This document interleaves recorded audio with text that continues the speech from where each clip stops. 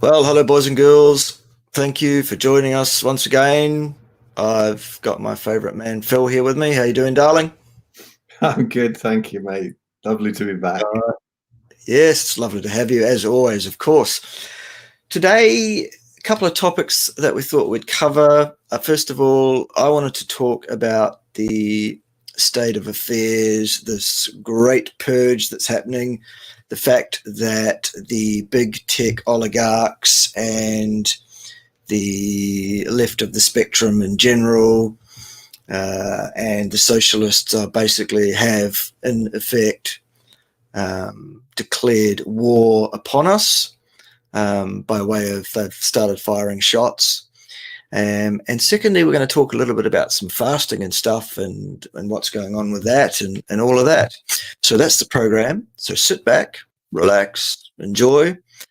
To give those who have had your head buried somewhere for the last few days a bit of an update, basically what is happening now is that the big tech platforms are now openly talking about and putting into action a plan of identifying all dissenters to the accepted narrative,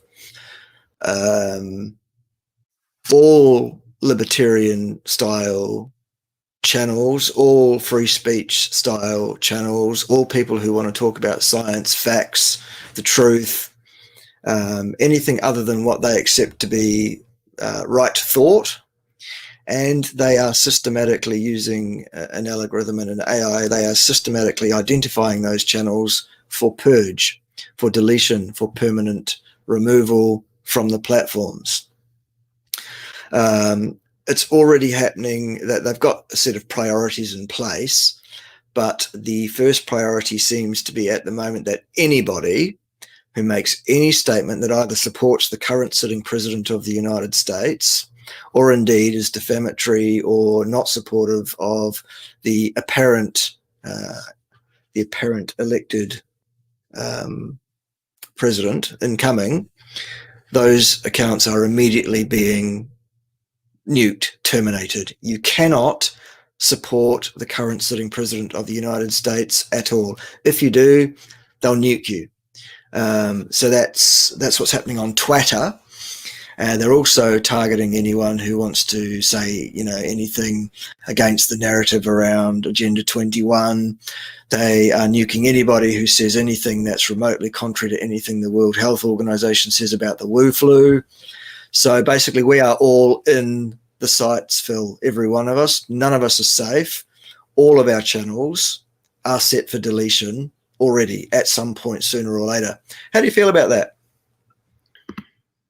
Well, I'm surprised that mine's still up after having the Human Unleashed stuff on it. I'd have survived it on my own, probably, just talking about health and meat and woo-woo and whatever. But this latest stuff is I'm just amazed that we're still up, particularly with the stuff that Jeremy and Graeme go on about. It's funny that there's so many things that go against guidelines now. Today, somebody put up a comment on one of my posts, and she was saying, "I'm not having the jab, and but for work, I've got to keep getting tested, but I can do it at home, and so the first day is going to be a potato, and I'll go through other vegetables to and keep you posted and whatever." And I just went, potato, brilliant, underneath, and it came up with, your comment might go against our community guidelines. I was in fits. I was going, what on earth is going on? So I changed it to that, the idea of a potato is brilliant. So apparently calling somebody a potato or being suspected of calling somebody a potato is against their community guidelines. It's just hilarious, the things that's triggering them now. I don't know what was going on there. But the hammer's coming down, isn't there? I mean, Graeme was saying the other day that of sort of 20 people that he follows on Twitter, there's only 2 left, he found this morning. And it's getting pretty serious. Yeah. So basically, the companies that are complicit, the big tech organizations that are complicit with all of this are the YouTubes, Twitter, Facebooks, WhatsApp, IG, Amazon, Google, and Apple at this time. All of them are in bed together. They are all on board with this left-wing socialist agenda.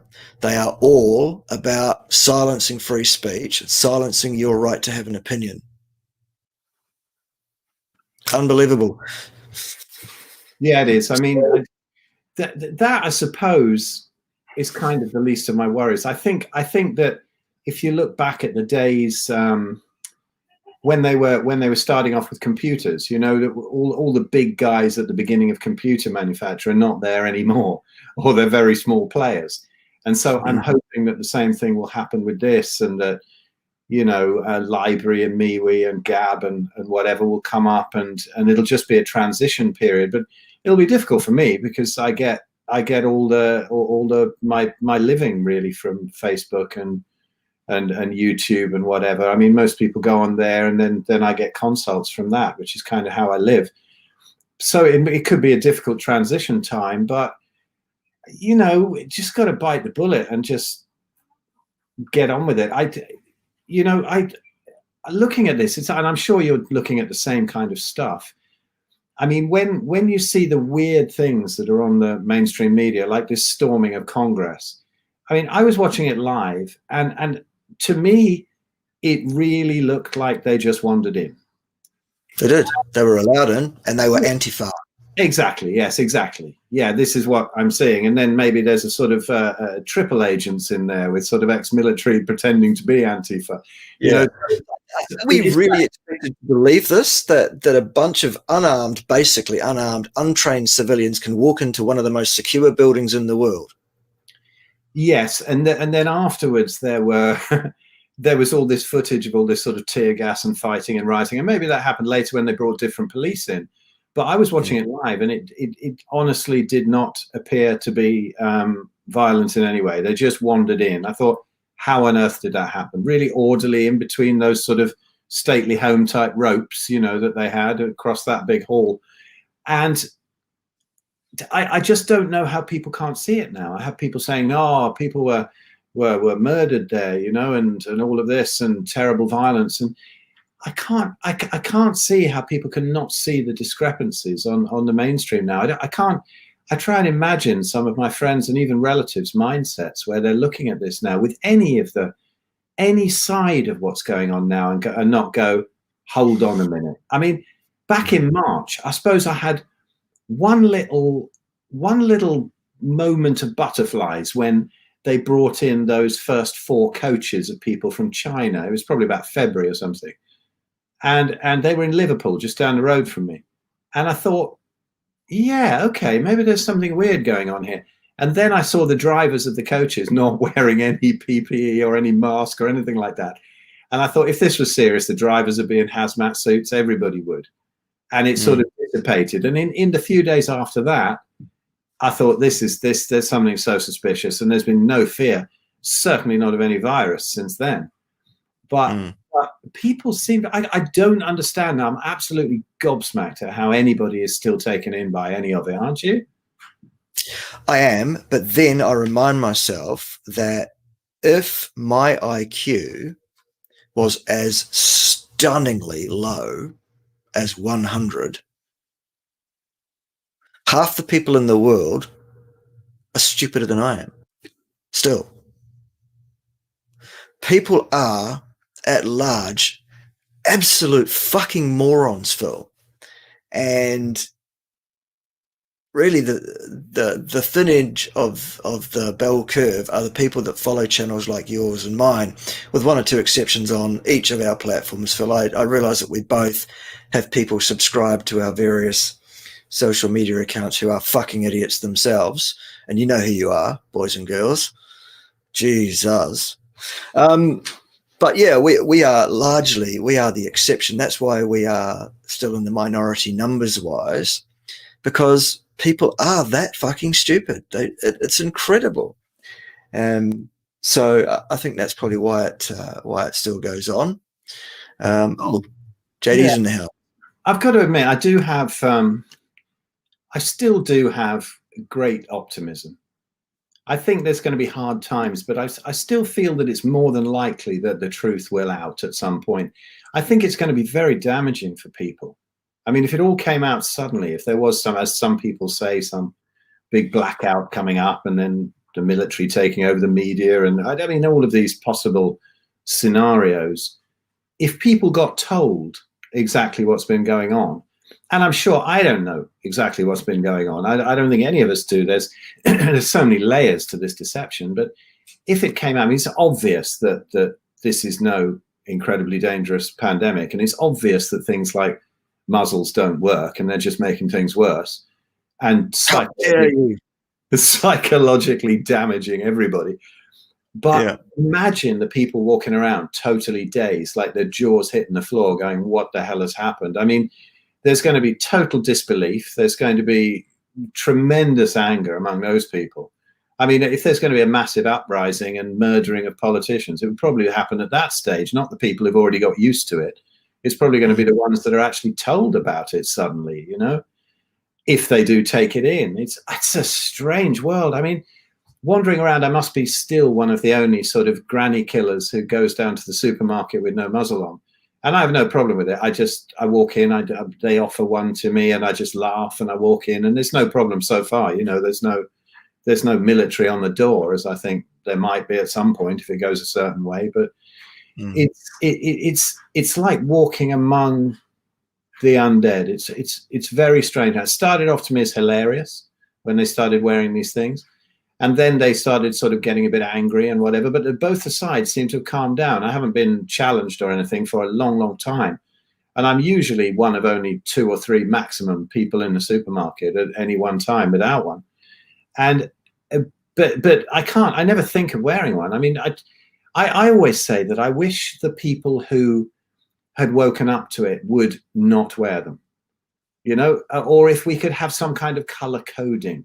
I think it's a real shame when people who have obviously woken up to this still wear these things just for ease, you know. Oh, it's easier to do it. No, you know, if you're really scared and you're really worried about it and you just watch the BBC or CNN or whatever, then absolutely fine, put them on, whatever.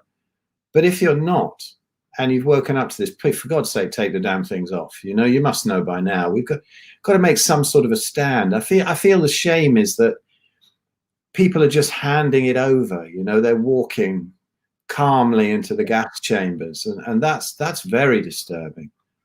Yes, that's exactly like it was in the late 1930s.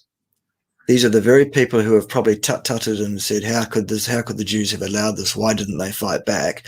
Look at yourselves, people. Fucking look at yourselves. The way you are behaving, the way you are complying meekly like little mouses, rodents, whatever.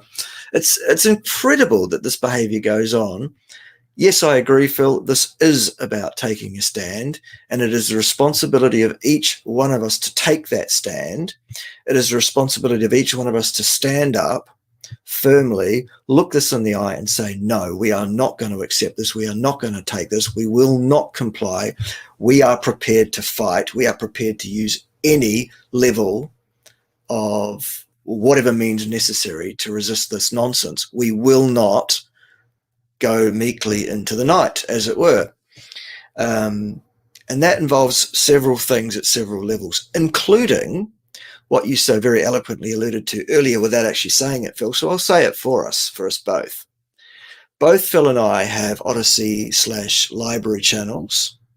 We're both syndicated on other channels away from the mainstream YouTubes and Twitter and Facebooks and WhatsApp and IG and all of that.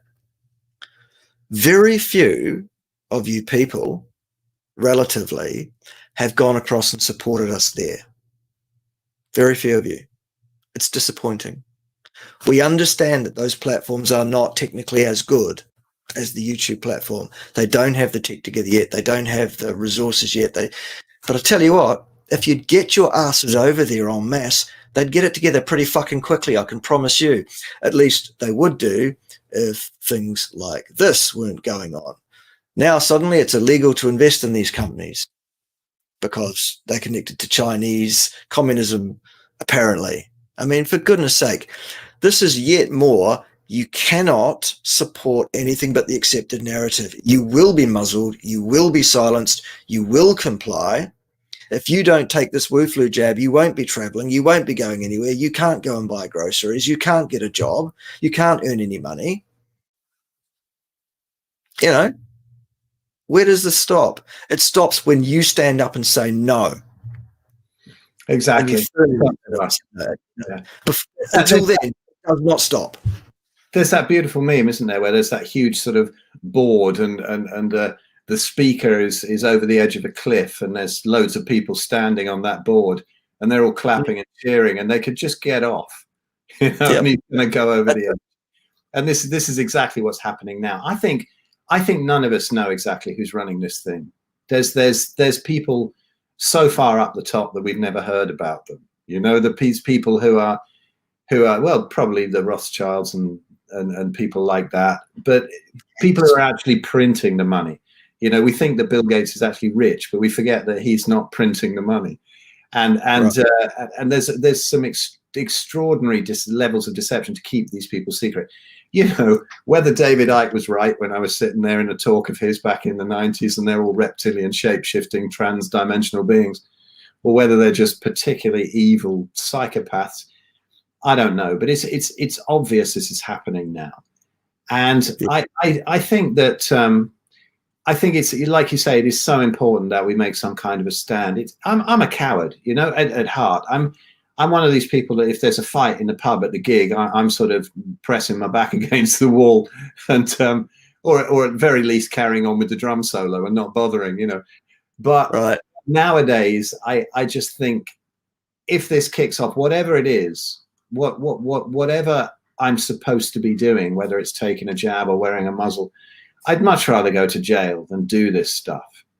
And I don't worry about me, but I worry about the kids. You know, I've got kids of like 5, 12, 31. 31, he's on top of it. You know, he can deal with it himself. But you know, my 5-year-old, I look at him and I go, what have we done? You know, what world have we possibly brought him into?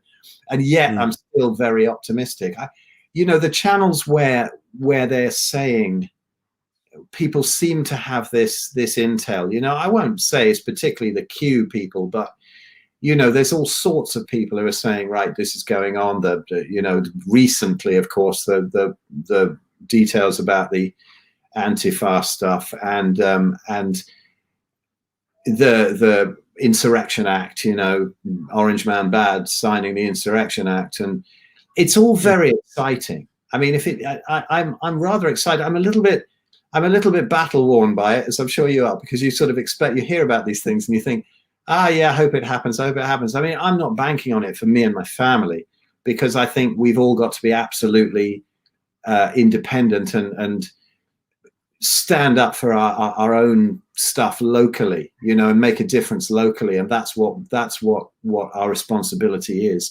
I'm not sitting there going, oh, I'm going to wait, you know, and see what happens with the presidency and that everything sorts itself out there, because people go, oh, you know, you're just relying on Trump. No, not at all. I mean, but it's an interesting story, isn't it? It would definitely back it up if it did go that way. But you know, I remember when he got in and I thought, God, he's a bit of an idiot, but he's going to shake things up. So I think that's great. I'm all for a bit of chaos. But I'm really, really, over the years, I am not so sure that guy's an idiot. I don't think he is not. He's incredible, and this is the thing that'll get the channel wiped straight away, is by, you know, appearing to support the sitting president of the United States in any way. Ineloquent, a bit of a buffhead, says stupid things at stupid times. He's like Prince Philip, actually. He's like an American Prince Philip. Yeah. But he's the only US president in the last at least half a dozen who has not started any new conflicts with any other nation. He has basically dealt with the Korean threat effectively. He has had a remarkable effect on the stock market and finances and all of that around the place. Everything he's done has been for the good, basically. He has undertaken a campaign of draining the swamp in DC there, and that is why he is having his throat cut now by the powers that be. That is why he is being bled out. That is why he is having the presidency basically taken from him by theft. That is what's going on. There's no two ways about it. The evidence is absolutely clear, and they are disallowing the evidence from coming to light as well, to the level where we currently have a situation where the current sitting president of the United States of America has had all his social media accounts on the mainstream media platforms banned. All of them. The man is not allowed to speak. They will not have him on mainstream media. The man has had his tongue cut out of his head. Now, for those of you who are Game of Thrones fans, first of all, I'm sorry about that. I'm still not over it myself. How dare they finish it that way? My God. But secondly, a good quote from there is, when you tear a man's tongue from his head, you don't prove him a liar. All you do is admit you're afraid of what he has to say. And that's what's going on here. That is why all the channels have been taken down. That's why all our channels are being systematically targeted for extermination. That is why it is your responsibility, people, to get your asses off this platform. You can stay here as long as we're allowed to be here as well, sure, as well, but get across to Odyssey Library, get across to the BitChute channels, get across to Gab, get across to Parler if they're ever allowed to run again, because they're currently down. Their servers are on Apple and Amazon servers, and so they've been disallowed from using those servers. So now they've got to get their own servers up so they can run their service. Free speech, the First Amendment, people of America. Unbelievable. Yeah, I find it, I'm terrible with politics. I'm like, it's funny that I'm 58 years old now, and I probably didn't look at politics until I was 57, because I was just never interested. I was some old hippie and whatever. But so then I started looking at it, the situation now, and it's just so plainly obvious. I used to think, well, there's some kind of grown-up somewhere in charge of all of this, and it doesn't appear to me like there really are, that there's somebody out there who's got your interests at heart. And it's very interesting. I've learned so much from Graeme and Jeremy, who've been looking at this for decades, obviously, and they've linked me to all the right things. But even with your own heart, I just go by my heart, really, and I go by what I see and what I experience. It's like in my sort of healing journey, I discovered a load of things that worked, and then people who actually understand the science, like you, for example, your channel. I mean, I listen to stuff and I go, oh, that's why it worked. I do it that way around, and I think that's what makes me think. Some people go, oh, Bart, take Michelle, this, our favorite Michelle, who lives down the road from me, and she's a vegan thing and always attacking you, and she's had a go at me as well. But it doesn't add up in my personal experience and my heart. It doesn't work. But your stuff absolutely does, and it just nails it on the head. And all the people who seem to be in line with the absolute cons in diet science also seem to be in line with the absolute cons with everything else that's going on. And so, much brighter people than me are pointing out exactly what's happening here, but it just feels absolutely right to me. I look at, Biden comes on the TV, and there's something about him totally repulses me. He's this weird child sniffing pedophile, he looks like to me. And I said to a friend of mine who runs a quite a well-known channel, who's totally on the other side, and I said to him today that, if he does get in, I do hope that Kamala bumps him off pretty quickly, because although she's a demon, she's kind of easy on the eye at least. But old what's his name? Biden. I couldn't stand 4 years of his slurring and nonsense, and everything he does kind of annoys me. You know, at school where you've got one person who just winds you up all the time, and you just want to beat him up or something, and you resist. I resisted at least, but Biden is one of those people who, you know, if you were on a desert island with him, you'd chop him up for shark bait, wouldn't you? You wouldn't want any company or anything like that. So I'd say for me, it's all a kind of heart thing. I just see what I feel in my heart, and I look at the people up the top, and I look at the people we've got in England, and you know, that idiot, you know, twat wankcock, and he's pretending to cry, you know, because he's so pleased that the vaccines are out, and then we've got Chris Whitty, who looks like such a reptile. There's something about him. I look at him and I think, he doesn't even particularly look human. You know, the mask he's got as one of the V's that sort of visited in the V series, the reptilians, it's not even really covering it up. I don't know. I mean, this is the nonsense that I think as I'm watching the TV. And we went away for a week, you know, we went up to the lakes and we hung out and we did all the sort of things that you're not supposed to do in tier 4 or lockdown or whatever. And I came back and I thought, we didn't watch anything up there. I thought, I've had enough of it. And I came back here and the missus and I were sitting down, and it was astonishing. I had to put a post up because I kind of stopped interacting with people on this. I got really fed up with it. And it made me pretty sick, actually, in the middle of October.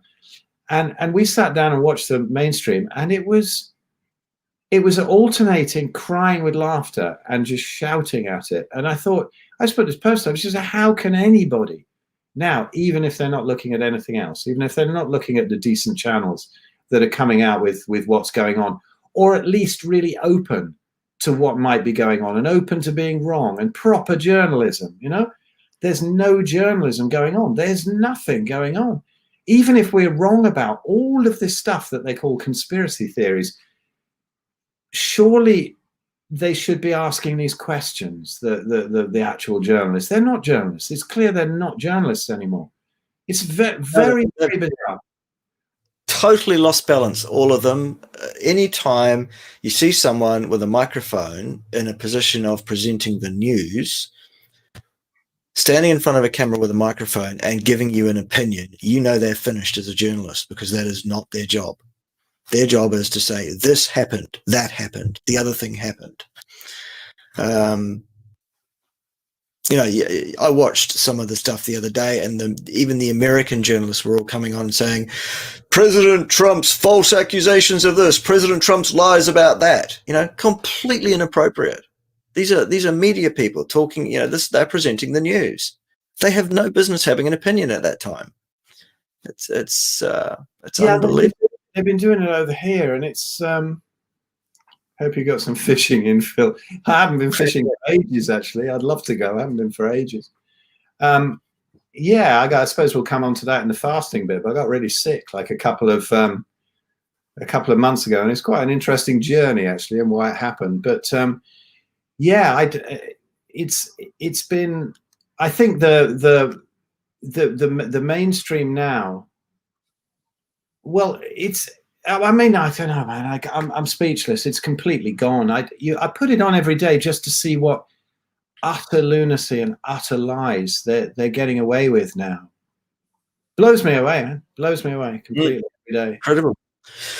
Right, so that's the update there. That's the news today. Basically, the left side of the spectrum, the socialists, all the major players in big tech, the mainstream media have all not only declared war, but shots have been fired on wrongthink, on dissension against the accepted narrative, on saying anything other than what we are expected to say, and wrongthink in general. It is happening right now. It's not a conspiracy theory. It's as obvious as dog's bollocks. And if you don't see it, I'm sorry, but you're as stupid as fuck. So that's the situation there. Let's move on to fasting and other things that are going on and stuff of that nature, and see if we can end the session more positively than we began. I like your attitude about being positive about things, Phil, but I'm pretty worn down myself, pretty fractious myself, as you may well have noticed with some of my online interactions with some fuckwits recently. You know, and not just on some of your groups, Phil. It's been going on several others. There really are some very, very rude, arrogant, stupid, ignorant people around, and frankly, I've had a fucking ass full of it. But anyway, let's move on to positive stuff. Let's talk about fasting and stuff like that. I don't know. How do you want to start that one? What are you doing in terms of fasting? No, I mean, I've been quite fascinated about it recently. I mean, I'll tell you what happened to me. It's been a really interesting journey, actually, the past couple of months, because I was sort of October time, September, October time. I was just the level of research that I was doing about all of this that's going on, the catching up, you know, of years of not looking at politics. The amount of people who I was interacting with constantly. I was doing way too much social media. Even at night, I do tons and tons of research, whoever it is. You know, I've always got some kind of podcast in my ear or something, you know, on the phone on airplane mode. Nobody can ever phone me up. And this is the kind of study I do. It was even getting to the point where, you know, I'd wake up at night and I'd stick 15 minutes on the sleep timer and stick it in my ear. And it was just getting too much. I wasn't taking any time for myself. And then I put up a video called Criminal Rheumatologist Destroys Family. And it was about the awful case of a lady and her daughter, and how this rheumatologist was trying to force the daughter to take these awful poisons for her juvenile rheumatoid arthritis. And I put this message up to this particular rheumatologist, and you know, I got such a swathe of cases coming in of how children had been utterly destroyed by these horrible drugs. And you know, it really got to me. I didn't realize that it was. I don't kind of realize sometimes when things are getting to me. I don't have any fear about this virus situation, but I do get sort of overwhelmed. And I was at that point, maybe where you are now, I was sort of feeling that then, and I'd had enough of everything. I'd had enough of the sort of satanic cult of Rockefeller-based medicine, you know, the business model of repeat business and poisoning everybody, and just how seeing the full force of how satanic it was, which of course is all tied in with all of this agenda, as is veganism and the climate nonsense and all of this. And I guess it just got too much for me. And at some point, my body said, you're going to have to lie down. And I got this sort of gut bug. I say gut bug. I'm not even really sure about exactly how bacteria work anymore. I've been so confused with all the conflicting theories. But whatever it was, I ended up with this thing that was just like knives in my stomach and shitting blood for a week. And awesome. That were the least of my worries, because at the end of that week, it must have ripped my guts to bits so much. My new friend and gastroenterologist, Dr. Pranavan Yoganathan. Anyway, he's very cool, and we've been chatting a lot. He's been following my stuff, and he's one of these docs who's really open to sort of lay opinions, if you like. And he said, oh yeah, you know, you can get stuff, even if when you get, it's been studies done with cholera, when it messes about zonulin so much that you end up with this sort of temporary, extremely leaky gut. And so with what I eat, obviously, as a carnivore, I'm not going to get leaky gut. But this trashed me. And I tell you, I got a flare-up of arthritis. I never thought I would ever again. I got it so badly, I couldn't move a muscle. I mean, I was stuck on the sofa. I was pissing in jars. I couldn't walk to the toilet. And it was just nature sort of forcing me, I think, you're going to have to lie down for a bit, you know? And I'm happy to say that within about 3 or 4 weeks, I reversed it. Whereas, you know, when it happened to me 10 years ago, when I wrote the book about it, it's probably took me about 3 years of figuring out wrong turns. So I'm very pleased to have been able to put my methods into practice. But, you know, my whole days were just spent sitting there. I couldn't eat a lot of the time, and lost a hell of a lot of weight, which I put back on straight away. I'm kind of happy with how the guts come back together. But I couldn't even take any protein. You know, I was just basically down to bone broth with bits of fat floating in it. Even really good grass-fed meat was triggering me. And it was a very interesting time. I got through it very quickly, I think. I mean, I wouldn't put it all down to the methods that we know about healing the gut. I think when that happens to you with that kind of a gut issue, it's probably quicker. It's probably quicker to reverse it than it is from decades of eating pizza. That's my feeling anyway. Or maybe it is just that good, and I do know what to do now. But it was a fascinating time because it got me really thinking about the gut and what's going on there, and also how quickly the body can get rid of inflammation when you do stuff right. And I was finding that at the times when I was fasting, because I couldn't fast for long, my body seemed to be really hungry. I'm usually very good at fasting, but I couldn't do water fast. And so I started really looking into dry fasting, which I have tried before, no real long ones. I think the most I've done is maybe a 3 or 4 day. But the sort of power of it and how quickly it seems to turn things around. And then I got into, I mean, I know that you've said a lot about it. And I remember one time when you did one of your shows, and you were in the middle of one, and you were going through all your experiences of it. But and you had that pain in your back that might have been in the end some turd battling with your kidneys or something, whatever it was. But it's fascinating, isn't it? What goes on.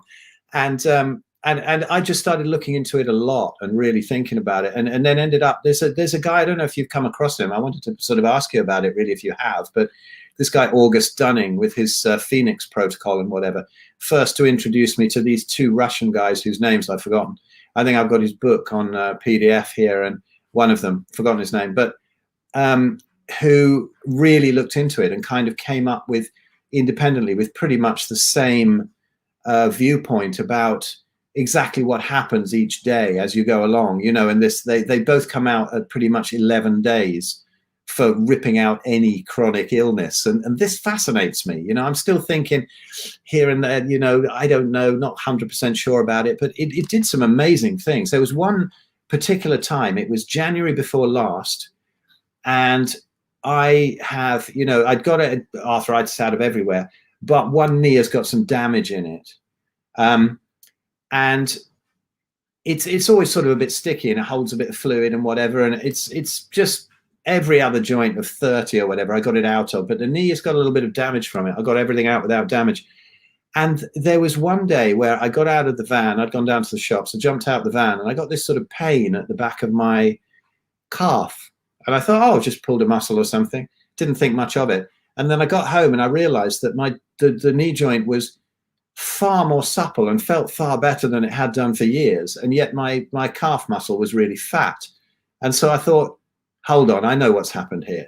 I've ripped the whole synovium through, and the whole it's dumped the whole of the fluid down the calf. And I thought, great, I'll get a bit of a knee wash. I'll be able to, I was excited. I was going, excellent. That'll force them into doing I could do with a bit of a knee wash, probably. Nothing else. I don't want steroids in it. I don't want a surgery as such. Just give it a bit of a wash out. I said to the missus, right, I'm packing a bag. I'll go down to the hospital. They'll probably keep me in. Of course they didn't. They just said, all right, you've had a Baker's cyst around the back of the knee and it's burst, and just bugger off and it'll sort itself out. And it'll absorb that fluid within a few weeks, or maybe a couple of months, 2-3 months. And I thought, oh, well, never mind. But then I thought, right, what is it that mops up any excess fluid around the body? This is my first experience of dry fasting. And I did a sort of, I think a 72-hour one, a sort of 3-night, 2-day type one.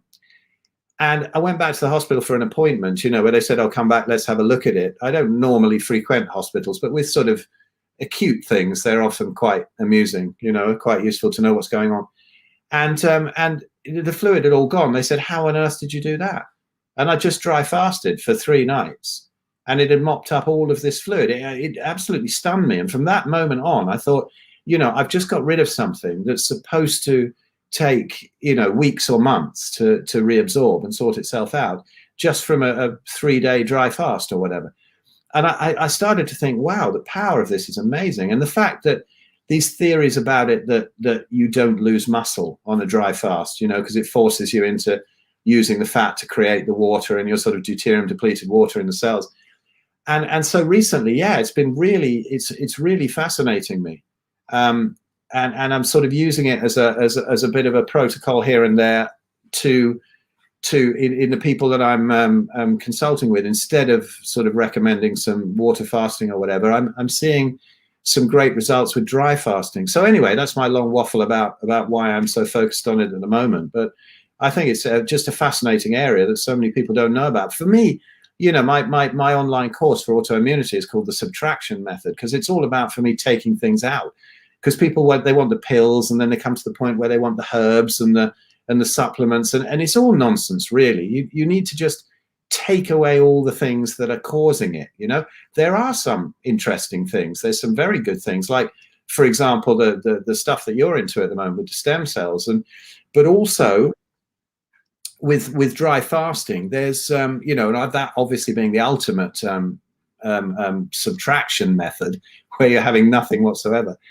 And there's a point during the dry fasting, theoretically, where you're releasing your own stem cells as well, you know, according to the science that I've read. It was getting interesting for me to be able to come on here and chat to you about it, see what you think about this stuff, because, you know, you're very good at blowing up the crap. I read that and I go, actually, that's gone with my experience, but maybe they're missing something. Maybe it's bollocks. Let's have a word with Uncle Bart about it. Yeah. Well, I mean, yeah, I'm actually for the dry fasting as a protocol up to 72 hours for most people, without the need so much for some pretty serious supervision by, you know, someone duly qualified and duly experienced to help you through it. So up to 72 hours dry fasting, I think people can go ahead and do that for the most part. Not everybody should do that, by the way. There are one or two contraindications to it. That said, I think the science does back it up. I agree with you, Phil. I think that there is some really solid, really good theories there, which do in fact pan out in the objective reality that we find ourselves in. It is good stuff. It does do what it says it does. I've done a couple of dry fasts up to about 72 hours. And as I say, the only issue I had was that I went straight from eating to doing dry fasting without first doing 2 or 3 days wet fasting first. Nowadays, if I was going to dry fast again, I'd do 2 or 3 days wet first to clear the bowels, because I don't want any backed up Michelles, basically. You know, there's nothing worse than a wrinkly old dried up Michelle poking away at your various parts inside of you. I think that's what does set off some of the pain and suffering. The other thing I've kind of wanted to add to that thing about the back pain and stuff is that, I don't know if you know, but I've been working with Raymond Nazon, and I've committed to doing a month, January, of 100% carnivore, no plant material of any kind or plant extracts of any kind, none of it. And I've never done that before for a month. So although I hadn't been particularly tidy on my diet leading up to Christmas and all of that kind of stuff, sure, a bit too many potato chips, a bit much drinking of alcohol, a bit much, you know, that kind of thing, I still considered myself to be, you know, vastly overwhelmingly carnivore. I would still throw 85 to 90% at myself, even at my worst, by way of calories. And I thought, well, this won't be much of a transition microbiome-wise. This will be fine. I'll just cut that stuff out. Well, you know, I'll sail on, I'll box on, I'll jog on, no problem. Tell you what, my gut function fell to bits for 5 days. For 7 days, I've had excruciating pain in every dorsal muscle in my body. In other words, everything down the back side of my body. So neck, traps, erector spinae, glutes, hamstrings, calves, but nothing on the front for some reason. So clearly there were messages being sent out by the microbiome. They were pulling on various different bells and whistles and chains there on in the gut, telling me that I need to put some junk in because that's what they're expecting and stuff. It's incredible. I felt like I was dying, and that this pain would never cease and it would never go away, and it was terrible. It was dreadful. But yeah, so right around day 7, cleared up. Ray's also got me doing rolling 48-hour wet fasts. And I'm thinking about later in the month if I want to just get a final cut, because I'm actually looking to produce a 6-pack by the end of the month, sort of thing. I was looking at throwing in some dry fasting at the end for exactly that reason, to just get that final little bit of water fatness off, that kind of the last little bit of the pudge off the abs and stuff. And I'm exercising like a madman. Apart from the last 3 days when I've been away on holiday and spent some time with the family and stuff. So that was kind of that threw that one, the exercise out the window. But I'll tell you what, despite everything that was going on around the family table, I was 100% adherent. So if you're watching Ray, still 100% adherent. Not one single plant-related bit of anything past these lips for 3 days, while away with the family who eat nothing but fucking carbs, pretty much. So well, if you want to get ripped, then there's nothing like dry fasting and a bit of cold thermogenesis. That's going to do it faster than anything else. Yeah. Probably, Yeah. I mean, I'm not a shrinking violet. I will, if there's a fight to be had, I'm in there. If there's a war to be waged, I'll wage it. If there's an argument to be had, I'll fucking have it. But you throw cold water at me and I'm like, oh, no, I don't think so. That's my one Achilles heel, I think. Although I was actually in the ocean yesterday in the afternoon, mainly because it's a bit like a tepid bath here at the moment. We're right in the middle of summer. It's as sunny as hell. We went down the beach yesterday afternoon and spent an hour or so down there with the woofy little friends that we've got. And they ran around and caused mayhem. And at the end of it, we just jumped in the briny. Unbelievable. So that was very brave of me, I thought. Oh, that sounds nice. You're lucky. I'm really missing the sun. No, it's freezing cold here. And the first thing I do in the morning is, shoes off and grounded and out there and sort of do a little bit of exercise or whatever out in the cold and in the natural light, and then come back in, do some more, and then off for a shower, and then I'll turn it to cold afterwards. But it's when I did it before. I mean, there was one winter around 2011, 2012, I think, when I was really sick, and I would have proper freezing baths every day and roll around in the snow and without a top on and whatever. And it is incredible for inflammation. It's when you really get into it. It's you combine that with a keto diet. I hadn't discovered carnivory back then, but suddenly it's just ridiculous how lean you get and how much it kills the inflammation. I would sort of limp into the bathroom, have a cold bath, and then sort of dance out. It was that quick to hit the inflammation.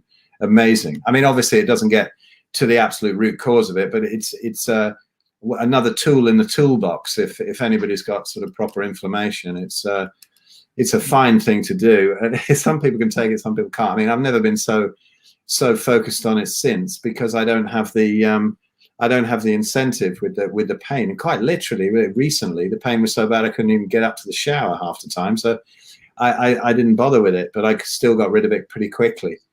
But it's all of these things seem to sort of tie in. I mean, it's sort of ancestral, isn't it? Really, it's all of these things are ancestral. We got cold from time to time. We didn't eat from time to time. And for people who I work with, usually who have arthritis or some inflammatory issue, and I find that any sort of period of going without eating, Steph, serious inflammation from ankylosing spondylitis. Well, if you can just eat a very high fat carnivore diet, one meal a day, well away from bedtime, and get some fast in too, and get in the cold, and get the light sorted in the evenings. All of these things are just resetting the body, aren't they, to what we would have experienced, I guess, in our natural habitat, because we are zoo creatures now. We're in these artificial environments, and that's what causes it. And I think, fasting is very much part of what would have happened to us ancestrally. You didn't eat every day. You just, you never had those kills every day. Yeah, absolutely right. If you'll forgive me, boys and girls, as well, while we're on that, just a slight segue from fasting, and then we'll come back. Absolutely. I just wanted to share an anecdote, because I've got no real evidence, mind. All the anecdotes, just anecdotes is all I've got. But here's one for you. regarding ankylosing spondylitis, which is a very, very serious condition. For those that don't know, it's basically when your spinal column sometimes starts to, because of autoimmune dysfunction, basically dissolve itself, rebuild itself, fuse. So you get fusing together of various different vertebrae. So you become immobile, misshapen, in chronic pain, and unable to move and do things normally. It's very, very debilitating, and usually actually can lead to the death of the person who is suffering it if it gets serious enough. We're told it's an irreversible autoimmune condition that is degenerative, and once you've got it, suck it up. All you can do is manage it and slow its progress. Anywho, my dear Mater, who is now in her 76th year, had quite serious ankylosing spondylitis for the last few years, and she's progressively got worse and worse and worse.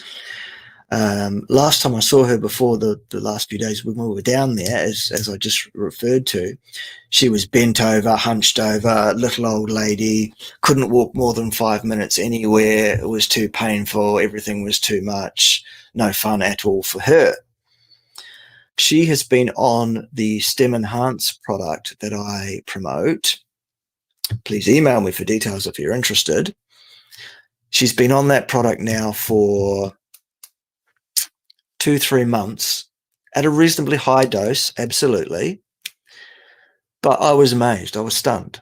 When I got there to visit with her and my sister and her family and stuff for the last few days, she was stood bolt upright, chin up, full of energy, completely different human being. And she walked for hours and hours with us up and down the beach and around the place, and she did everything we did. It was never too much for her. She never got tired. She cooked the meal, and then she offered to clean up afterwards. I wouldn't let her do that, of course, but wow, 3 months from a completely incurable, this is the end, this is the slide into inevitable, doom and gloom and death. And now she's like, she seems 20 years younger. She seems more like 55. And she didn't change diet or anything else at all? No. Fascinating. Yeah. She sponsors product. That one. Yeah. So email me for details. And it's not just ankylosing spondylitis. Any degenerative disease of any kind you can imagine has the potential to be impacted, not only positively, but in a lot of cases completely resolved, associated with or coincident with the taking of this product. I'm not allowed to claim causality. The FDA won't allow it. So I'm not doing that. I'm just saying there's an anecdote, and it's one of thousands. I could tell you about my eyesight that I was told I was going to lose by now completely and be legally blind, and I haven't. Okay, I've been taking the product 10 years rather than 3 months, but there you go. Anyway, that's the segue. That's all. Let's get back to fasting. No, it's fascinating stuff. I mean, anything that will trigger the release of stem cells is going to do it, isn't it? That's how the body will replace all of these dodgy cells. Now, that's interesting, Jonathan, because adult stem cells have the ability to differentiate into brand new cells of any kind, and that includes immune cells. So, even some infectious situations like ringworm can be positively impacted, associated with the intake of that product. I'm glad Sholin knows the story. Yep, there you go. There's a video on that on my very fine library/Odyssey channel. It's also available for your viewing pleasure here on YouTube until they watch this video and take our channel down. So there you go. Yes, he was blind and then he saw. Yes, that's how it went. Good. Yeah, I heard that story. It's very cool. Yeah.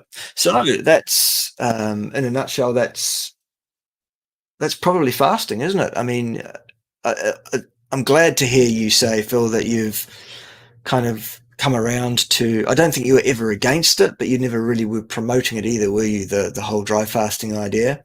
Well, and I think there are characters running around doing damage to it, frankly, by saying silly things, but No, Go I on. did. I've always said it. I've always, the first ever video I ever did for my YouTube channel was 10 tips for reversing autoimmunity. And I was sitting there fishing one day and I was kind of bored and I thought, I better make a video about that. And so I sort of wrote them down and had them stuck on the side of a bait bucket and sat on this chair and made this video. And it's been a very useful one because I thought, well, that's the only one I ever really need to do. It's funny how it mounts up, doesn't it, or whatever. But the first one was fasting because, I mean, if anybody, I wasn't specifying dry back then, but if anybody doubts the power of diet when their doctors have drilled into them and they've got some horrible condition, the doctors drill in, this will never work. No, diet never works. They probably heard of somebody that gave up bread for a week and they didn't get cured of their cancer or MS or something. And so they go, well, diet doesn't work. Well, of course, you have to go a lot further than the doctors have ever even conceived of. But I think it's for people who can't go carnivore or something like that, whatever the reason is. Or some people, their guts are so shot, any sort of protein will still trigger some inflammation until the gut is fixed. So even carnivore will cause some inflammation, but it won't cause leaky gut, but it will cause inflammation. So until the gut's healed up, then you'll get these symptoms. But just if somebody fasts for 3 days, generally you find that around the third day the symptoms start to clear up, whether it's a dry fast or a water fast. I think they have different actions in other ways, but it just means that whatever you were putting through that was getting through that compromised gut barrier is no longer getting into the tissues and having to be dealt with. I've always promoted it because, it's a way of actually proving to people very quickly that it has got to do with some stuff that they're eating. And then it's a lot easier, 3 days later, they'll come back and they'll go, wow, I'm actually walking around or something. And I was in so much pain, I couldn't walk. And it's, you've got to be that sick to realize the power of fasting because, most people just fast and whatever, they'll notice this and that bit of mental clarity or brain fog or whatever at the beginning. It can kind of swap from one to the other as things go on. But to when you're really that sick, to have that. I remember back when I was really sick, the longest I did, I think, was 11 days. And it was a water fast. And it was miraculous. By about the 5th day, it was just beautiful. I remember running around this lake where I went on this walk. And usually it was a hobble, basically. And I was just running and sort of jumping over this uneven ground, and it was paradise. And I thought, right, I'm never eating again. This is just heaven. And so it can be that it can be that powerful. It's a very powerful healing thing. And also for giving people the confidence that the doctors were talking complete bullshit. The diet has anything to do with it. Awesome. Right. Well, I think that's us in a nutshell. I think what we'll do is stick around for 5 or 10 minutes, maybe a bit longer, depending on how active it is. But let's throw the floor open for questions. We've got Phil here, so we might as well rack his brain as much as we possibly can. If there are those who would like to ask Phil anything about anything, he really is a great source of information and experience on all matters carnivore and fasting, and is someone who I have a great deal of respect for, of course. So, thanks, mate. The feeling is mutual. Well, thank you very much. So please do fire away with any questions you might have. And if we don't have any questions coming through in the next few minutes, then we'll wrap up and say thank you very much for your attendance at that stage. Either way is fine. In the meantime, I've been wanting to see the chat, actually, and it's so teeny, I can't read any of it. So if anybody said anything and I've ignored it during this thing, it's I do apologize. I just can't really see it. So. Right. What I tend to do myself when I'm doing a live stream, Phil, is I will actually have the YouTube chat window open in another window beside the StreamYard's window that's running the stream. And then I've got another window, of course, that runs the graphics and stuff as well. So I've got all this stuff on the screen all at once. And it kind of makes It's far too intelligent for me. What an excellent idea. I'm not sure about intelligent. It's just a trial and error thing I've just learned. I mean, the other thing I can do is make it more bigger, I think, like that. But also, if there are any questions, I'll put them up at the bottom in large text so that you can see them. Even decrepit old folks like us, old hippies, can still see it. So Jennifer notices more energy on a higher fat and tired with too much protein. Can you talk about why that is? More energy on higher fat. Well, that's very common. Because I mean, the body. I mean, Bart will explain the science behind that, but the body can't really deal with protein for energy. You know, if you Google rabbit starvation, you'll find out that if you're eating lean meat the whole time, you're not going to get any energy. You need either some fat or some carbs, particularly when the body runs out of body fat, and then you've got nothing to burn. So it's pretty simple that way. I would have thought, wouldn't you, Bart? That you need the energy. Yep, spot on. You got it. The human metabolic system is geared towards oxidizing either fat or carbohydrate, but not both, as its energy source. And protein are the building blocks to build your body with, and so protein is spared from oxidation until you are basically at the point of starvation. So that explains that one. To be able to use amino acids for energy, you actually first have to deaminate, which costs energy to achieve and reduces the yield, and it's just not a good or feasible way of doing things. I saw a really good post by Jason Fung the other day where he was saying words to the effect of, do you really believe that over 3,800 million years your body is stupid enough to evolve in such a way that it stores fat and carbohydrate for later use, and then when you stop eating will burn your muscles instead, or burn protein instead? Of course not. So that's the explanation for that one. That's a much more long-winded version of exactly what Phil said, quite correctly, much more eloquently, and much more parsimoniously. In fact, well done, Phil. 5 points for you. Thank you. Michael has itchy eczema-like red bumps that flare up on the back of his hand and forehead about 48 hours after reintroducing chocolate after 6 months on a carnivore diet. What's the cause? Allergic response of some kind? Histamine? Well, I think, to use the scientific term, I think the cause is probably chocolate. Wouldn't you have thought? I mean, yeah, I don't know. I mean, I would have thought that quite often this thing happens when people cut these things out. It can go either way. People have some sort of oxalate dumping or something like that. I mean, when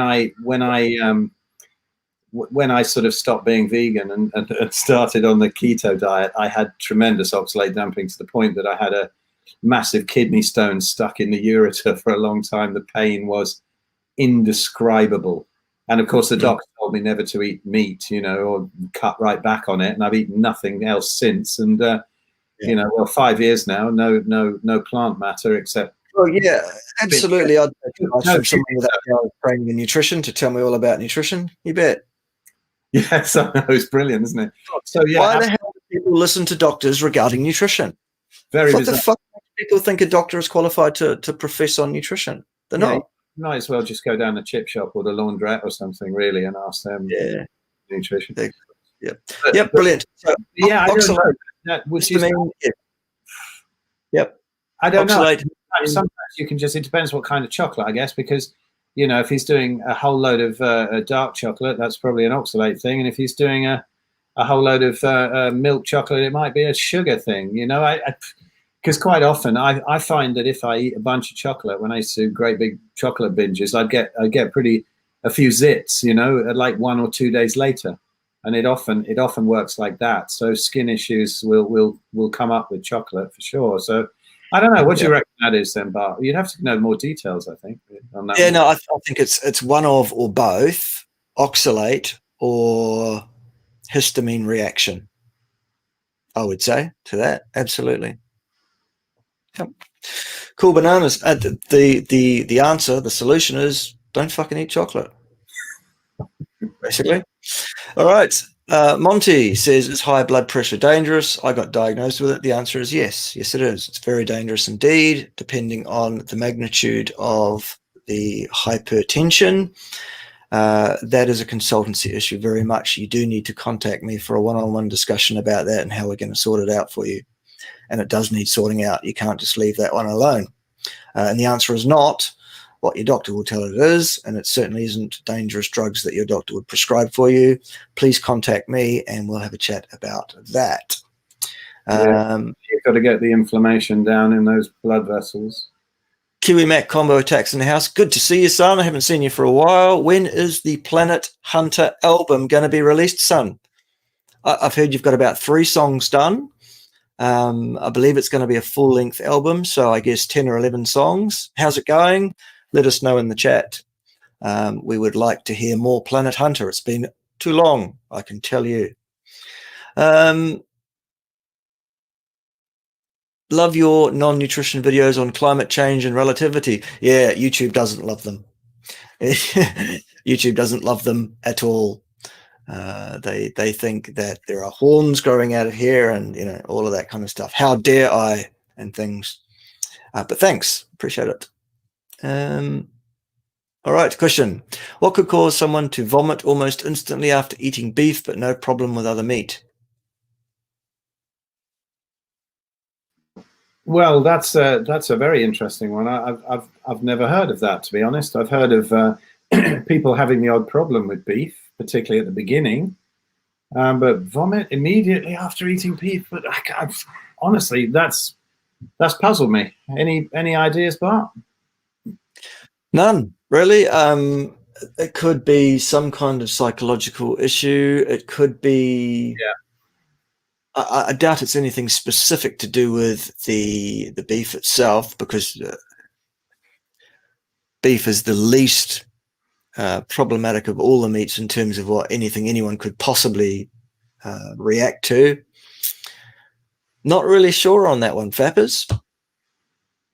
Yeah, that's a difficult one. I have to look into that and see what the attitude. I would say, you know, quite often you get sort of people who've been vegan a while, and you know, they have a difficulty with the psychological aspect of it.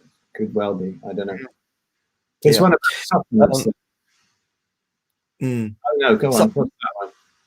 Oh, we'll go back to that one, but let me just deal with this one really quickly. The answer to this one is very simple, Johnny. Get a new doctor. Fire that doctor's ass on the spot. Gone. Get that person out of your life. That is toxic, misanthropic disinformation of the highest order, coming from someone who is not remotely fucking qualified to talk about nutrition. Get that person gone immediately. Right. Yeah, I definitely say the same thing. It's ridiculous. You can't.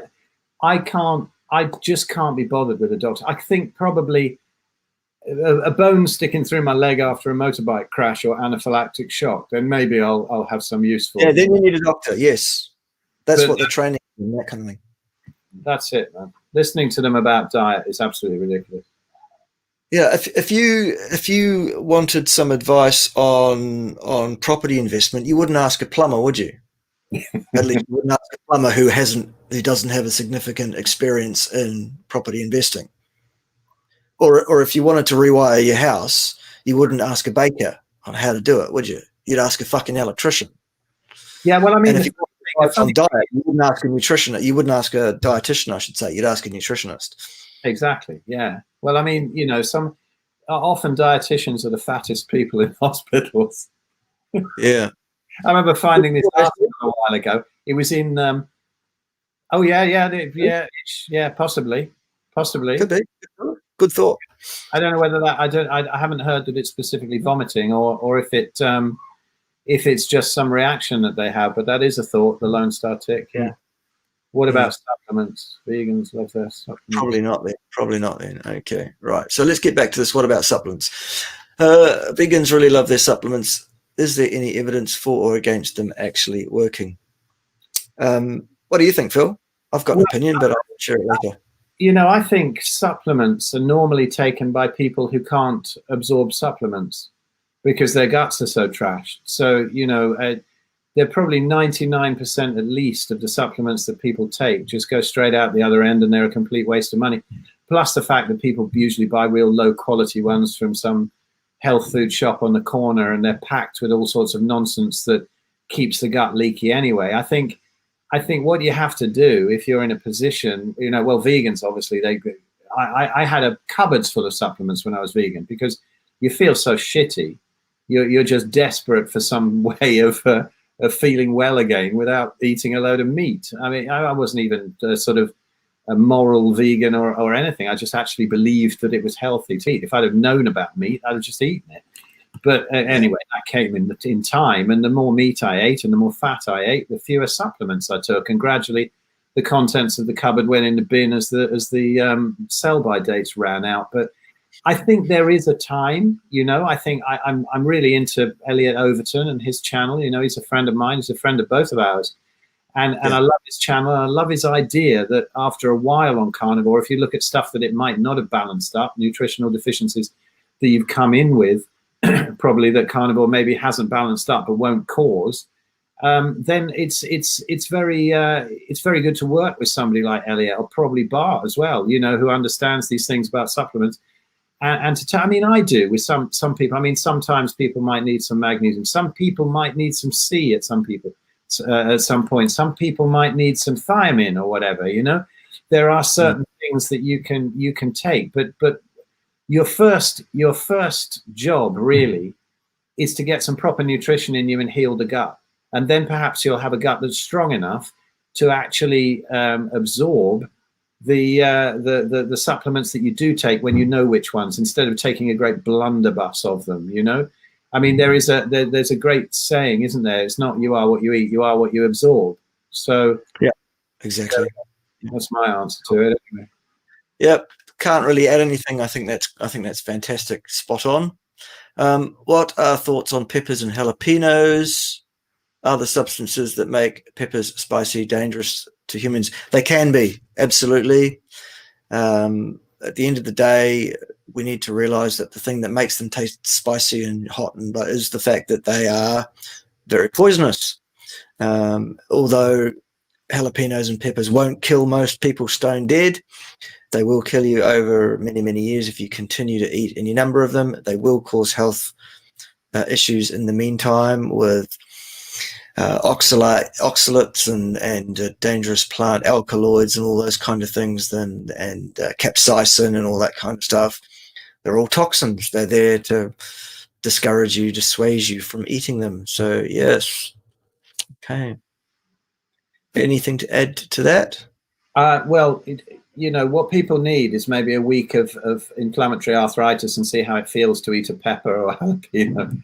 And then they'll know that they do inflame stuff. I mean, if you've got a good strong gut, they're protecting you against stuff like that. Not it doesn't mean to say they're good for you. Is canned cod liver good? No.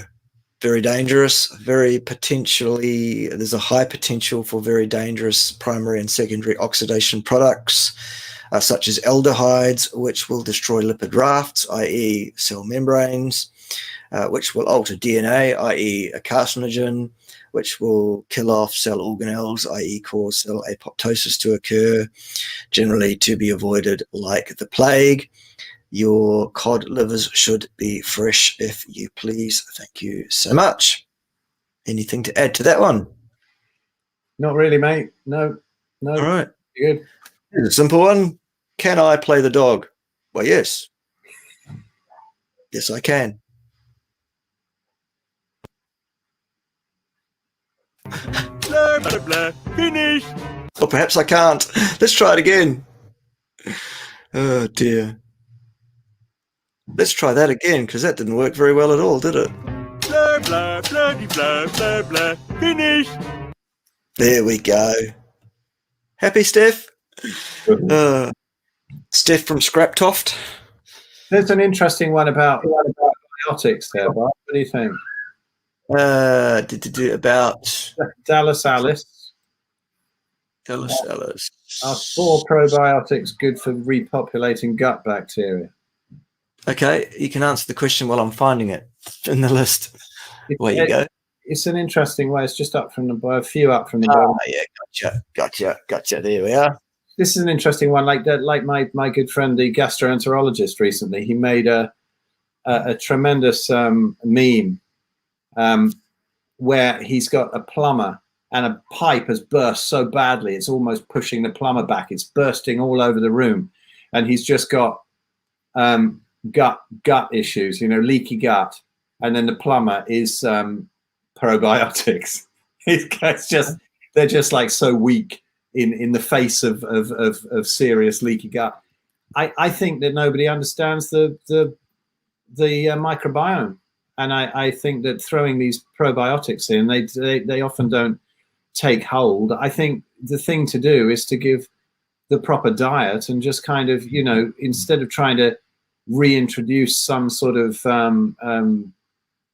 some bacterium that you don't really understand and think that it should be in there because somebody told you it should be in there.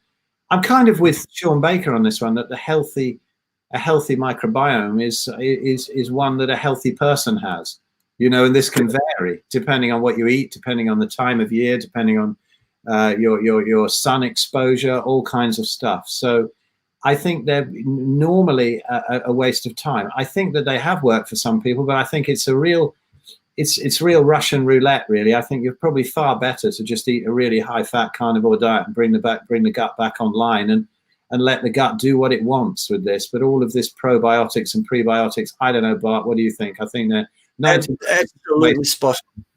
Yeah. Yep, absolutely spot on. And I think you've just answered Matt's question pretty much in the same way. And that is, how do you know the gut is in good shape? Because you are, son. If you're in bad shape, then so's your gut. And if you're in good shape and everything's working well and you're feeling good and feeling healthy, then you are. Yeah. In terms of microbiome. Good, beautiful turds that could get on the cover of the Bristol Stool Chart Glamour Calendar, Yes, indeed. Right next to Michelle.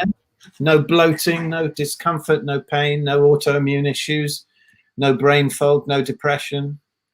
Yeah. Yeah, all of that. Spot on. Absolutely. Yep, quite right, Fappers. Remove the seeds and the skin off the tomato and peppers before you use them in cooking, and according to the traditional recipes, because they knew that those things were the most toxic parts. Well, I'd also go to say, remove the rest of the tomato as well. Well, absolutely, yeah. You get, because nightshades and absolutely alkaloids and oxalates and all of that. You bet, of course. No, don't do that. For goodness sake, don't do that. Get your cod livers fresh, or not at all. That's my opinion anyway. It doesn't have to be anybody else's. Alrighty, any advice for autonomic dysfunction? POTs, syncope, low heart rate, and BP sitting lying down, neuropathy, like numbness since 2014, drive me insane. Yeah, look, that sounds like a suite of things that you really need to talk to someone like myself or Phil or any of the other knowledgeable and duly experienced carnivore promoters around the place who will give you good information and steer you in the right direction. So find someone of those of us that are around and are available for that kind of service, and get hold of us, and we'll sort you out. Basically, that's a very complex one there, and it is. And you need to look at so many levels. When something like that's happening, you've got to really take a good case history and look at exactly what's going on in the realms of emotions, artificial light exposure, everything. But I mean, just one quick thing that I see very useful with people who have anything that is, has anything, a neuro issue. If you go carnivore, which is obviously the way to go on a diet level, but get a hell of a load of fish in there. I think, that's one thing that Jack Cruz is pretty spot on about. I think, that can be very, very good for people with things like MS and stuff like that, any sort of neurological issues. So just a little tip. Cool. But millions of other things to look at, I'd say. Cool bananas. Aaron, thank you very much. Thank you very much for the €5. I'm not quite sure what that says, to be fair. Do you have any idea of that one, Phil? Which one have we got? The comment there, what that says, it's that's not a language I understand. No, you got me there. All right. Fair enough. All right. What else is going on in the questions here? Do you trust a vaccine that's only been tested for 5 months? I don't trust vaccines that have been tested a great deal longer than that. The short answer is no, absolutely not. Not so long as my ass points to the ground. That's what I thought you'd say. Yeah. I think that's pretty much. Do you feel differently, Phil? I suspect you don't, but do you feel any differently? No, absolutely not. I think it's. So you won't be lining up. It's just so bizarre. For something that has your immune system has a 99.7% chance of being absolutely fine with, they're having a vaccine that they've pretended has a 95% efficacy rate when, of course, it doesn't. And then we do have, I'm hearing them from trusted contacts on the front line, hearing them from closer than that, actually, but I better not get this person into trouble. But, some horrible side effects straight away. And that's not taking into account the long-term side effects with things like autoimmunity. I think it's just so much the wrong way around. Why are they not talking about exactly how to boost the immune system and get health in the same way as we talk about it for any reason? I mean, I made a video back in May, I think, called, Eat Fatty Meat, Get Lots of Sun, Protect the NHS, Save Lives. And it is that they haven't given you the fundamentals of how to get well. I mean, daft old Boris, and when he pretended to have the coronavirus, and off he went into hospital, and he came out and he said, well, I admit that I'm a bit of a fat bastard, so I'll start dieting and doing some exercise. Of course, he went with the calories in, calories out thing. He looks exactly the same now. It's made no difference. It's all bollocks. But, if you put him on a carnivore diet, he'd have his abs out by now. And it was just, the whole thing is such bollocks and so much the wrong way around. I just don't understand this concept of vaccines. I think, I'm not even anti-vax, really. I just think it's just totally the wrong way around. I'm anti people not telling you the truth about how to actually get well in the first place, so that these things won't be any problem for you, Yep. Neither am I anti-vax. I think it's your right to have a vaccine if you should so choose it. I would suggest that you do your due diligence and do your research into said vaccine before you agree to take it. That's my one caveat, but it's your right if you want to. I'll tell you what I am absolutely against and will fight to the death, literally, against, and that is anybody trying to mandate me and tell me what I must or must not do with my body. Get fucked. It's my body. Absolutely.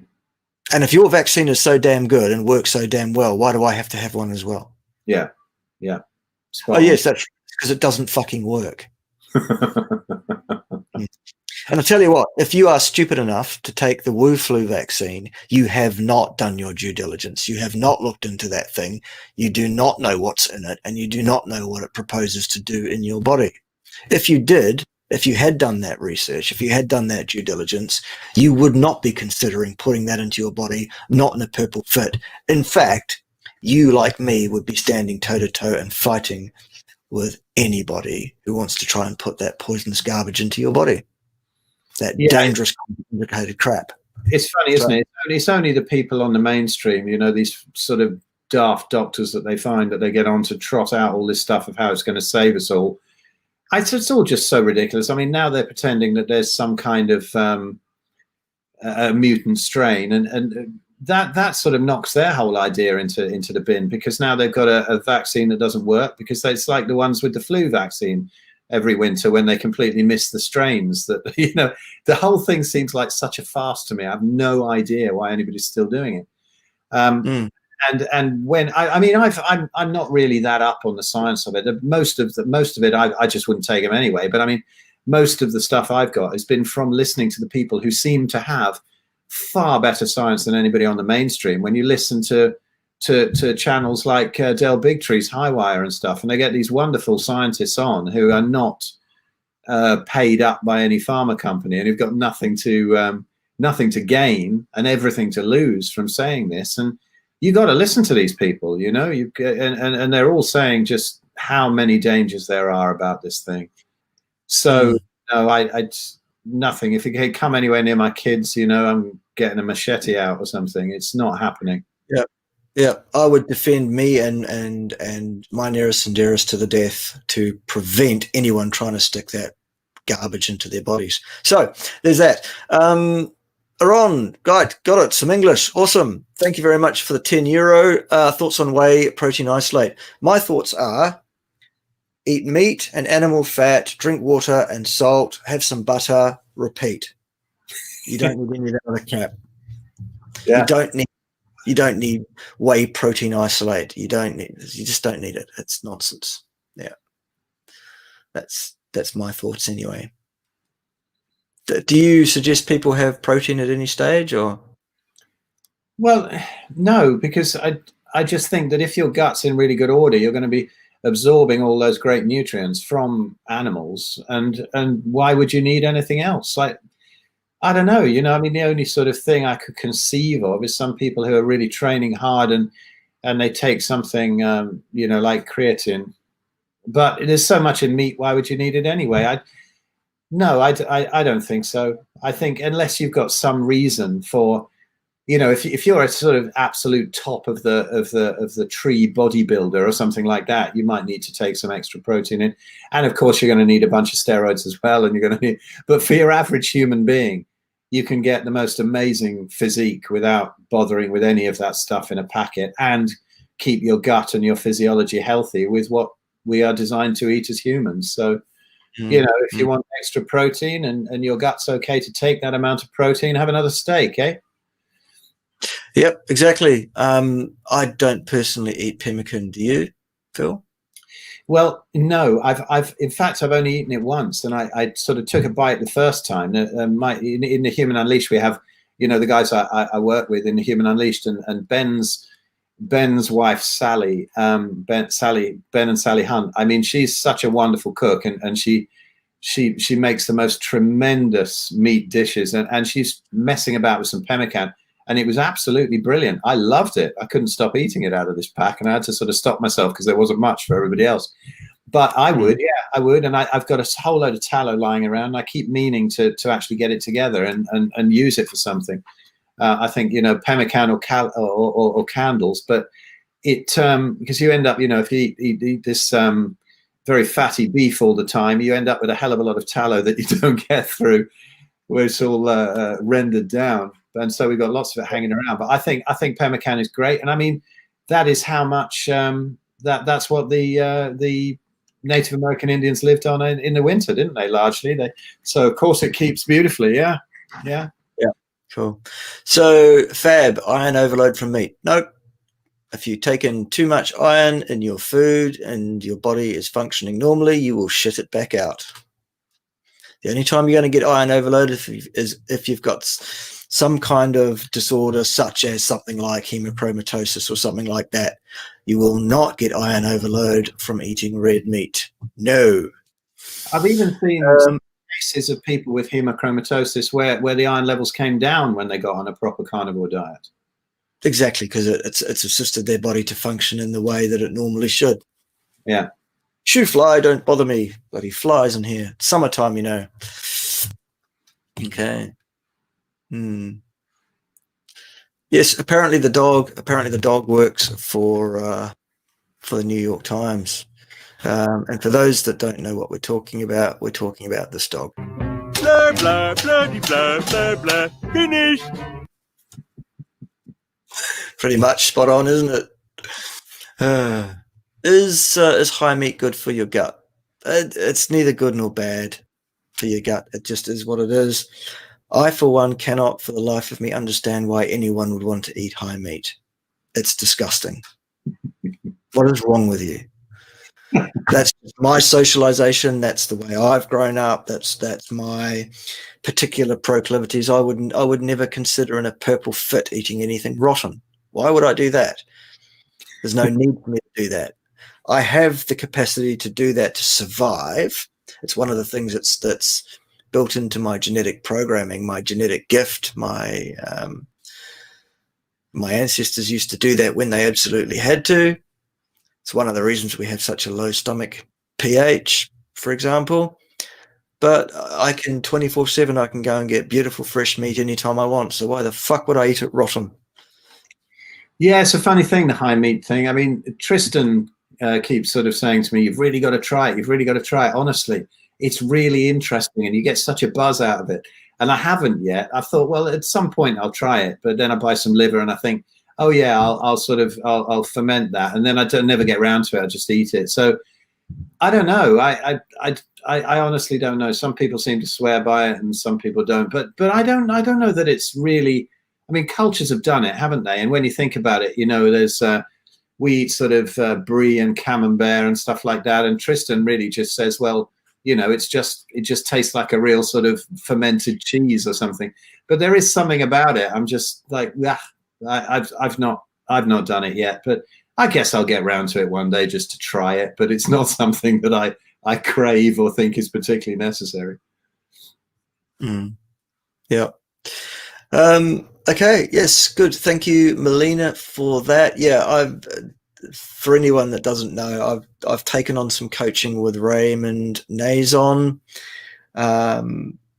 and we decided that we would do it live and open hand public access, so that people can see what goes on when a coach is involved in coaching. And okay, it's not a normal situation necessarily, because Raymond is a coach who is coaching a coach, and so a lot of the knowledge that we both have is assumed, and you know, there's obviously a great deal of mutual respect there in that regard. And so I mean, one of the things is that every single client is individual and different, and every coaching process is different. But we did want people to have an opportunity to see it unfold live without rehearsal or anything else. So you're very welcome.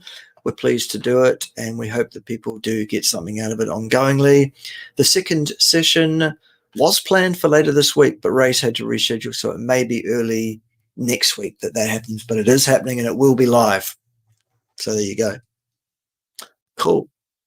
Yes, absolutely. If it's good enough for British Bake Off, it must be pucker, of course. Yeah. There's a broccoli question there.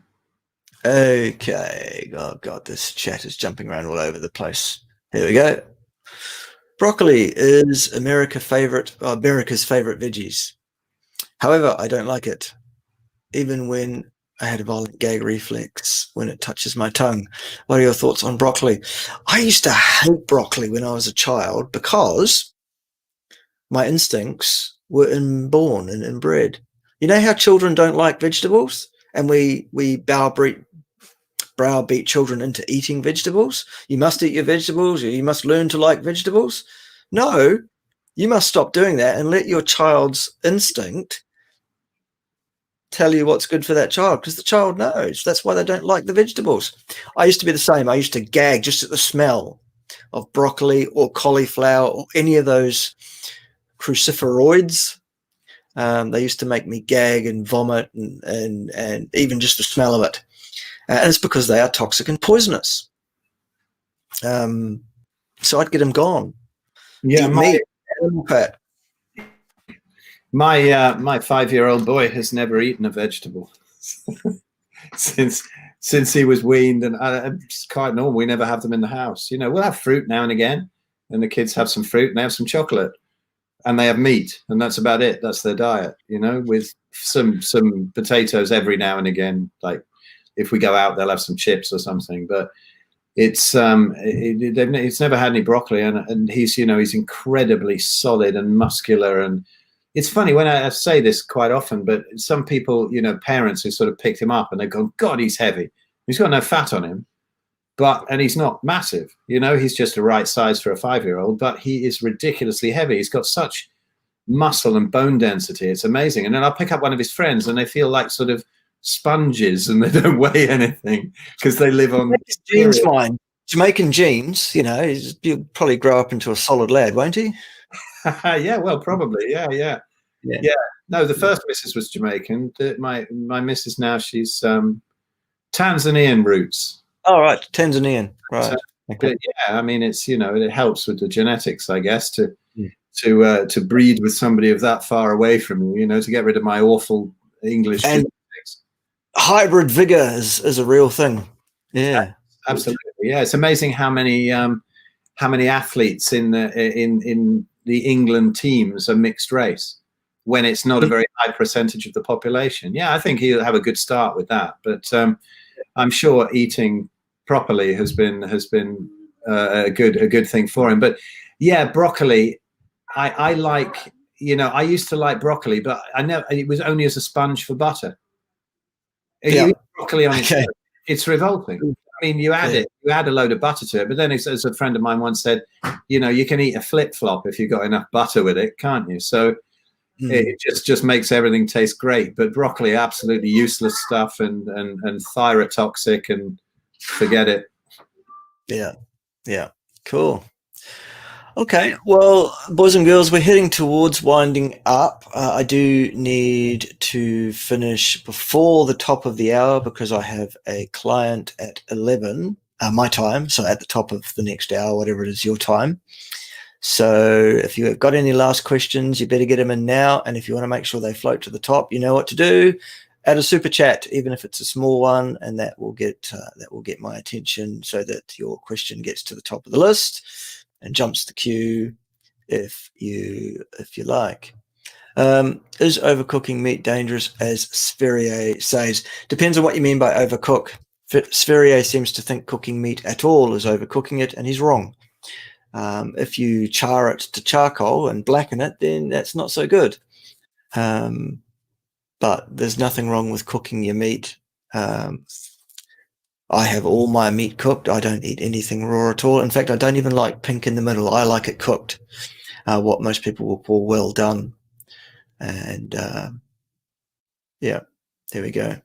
Yeah, I think just on the seared meat, you know, I think that if that's your only carcinogen that you're taking in, I think the body's perfectly, presuming it is even a carcinogen, I think the body's perfectly equipped to deal with it. How many millennia have we been charring meat on the outside over fires?